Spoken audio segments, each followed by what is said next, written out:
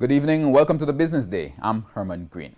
Egg farmers are making a desperate call this evening for the government to remove General Consumption Tax, GCT, from eggs. The president of the Egg Farmers Association says the tax is crippling the industry. TVJ's Andrew Laidley tells us more. Egg farmers say they are doing their best to grow the industry.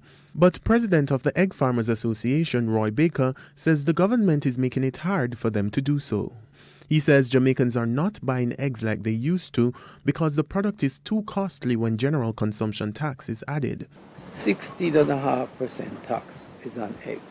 It is the only agricultural product in Jamaica on which this tax is.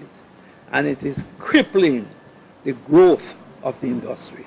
Crippling the growth. The farmers are demanding that eggs be treated like agricultural produce which do not attract tax.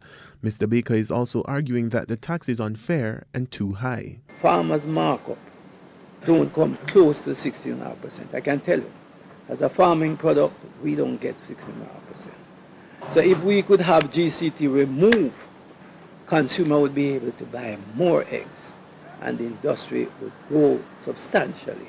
The Egg Farmers Association president says he has made several appeals for the tax to be removed with no success. He laments that the tax is now becoming unbearable. And this is what we've been asking for ever since this thing came on, and it's like the proverbial rope around our necks, stifling the growth of the industry.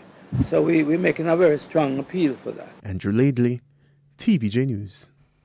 We go down to currency trading. Today ended with the US dollar selling for $137.84. The Canadian dollar closed at $103.39. The pound is now going for $165.99, while the euro ended the day at $152.57.